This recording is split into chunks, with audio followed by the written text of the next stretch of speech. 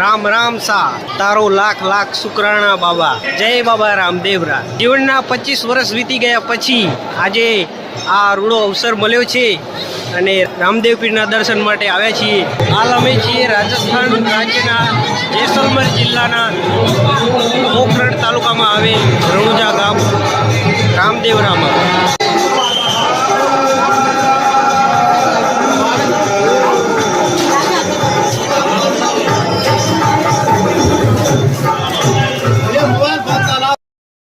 હવે આપણે વાત કરીશું રામદેવ પીરના અડગ ભક્તની, જેમણે ગુરુથી વિયોગ સહન ન થતા પોતે પણ સમાધિ લઈ લીધી હતી. જેમનું નામ છે ડાલીબાઈ. ડાલીબાઈ સામાન્ય ગરીબ પરિવારમાં જન્મેલા હતા.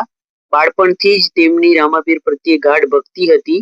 સમાજમાં નીચી જાતિ માનવામાં આવતા છતાં રામાપીરે તેમને સન્માન આપ્યું હતું. લોક માન્યતા મુજબ ડાલીબાઈએ રામદેવ પીરની સમાધિ પછી થોડા સમયમાં જ સમાધિ લઈ લીધી હતી. કહેવાય છે કે ડાલીબાઈ રામાપીર પ્રત્યે અતિશય સમર્પિત હતી.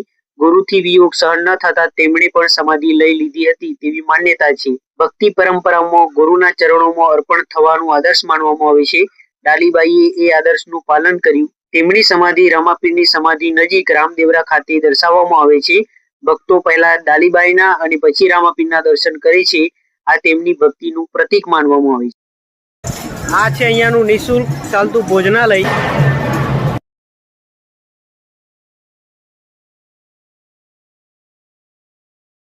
અહીંયા નિઃશુલ્કપણે ભક્તોને જમાડવામાં આવે છે અને તેની વ્યવસ્થા પણ સારી એવી કરેલી છે.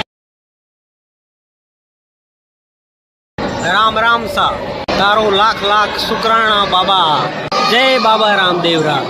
જીવનના 25 વર્ષ વીતી ગયા પછી હાલ પવિત્ર દર્શનનો અવસર મળ્યો છે. હાલ અમે છીએ રાજસ્થાન રાજ્યના જેસલમેર જિલ્લાના પોખરણ તાલુકામાં આવેલ રણુજા રામદેવરા ધામ ખાતે, જો આવેલું છે રામાપીરનું પ્રખ્યાત અને ધાર્મિક સ્થળ.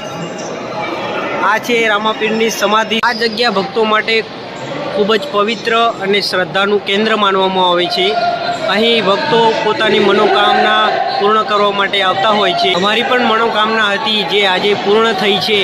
હવે અહીંથી નીકળતા બધા માટે બસ એટલું જ માંગીશું કે રામાપીરની કૃપા બધા પર અનંત કૃપા બની રહે. આજે દર્શન કરીને અમારું મન શાંત અને ધન્ય થયું છે. આજે અમારી આ ભક્તિ અને શ્રદ્ધાની જે યાત્રા છે તે સફળ થઈ છે. તો આ વિડીયો તમને ગમ્યો હોય તો લાઈક કરજો, સબસ્ક્રાઈબ કરજો અને મારી યુટ્યુબ ચેનલને સબસ્ક્રાઈબ કરવાનું ભૂલતા નહીં.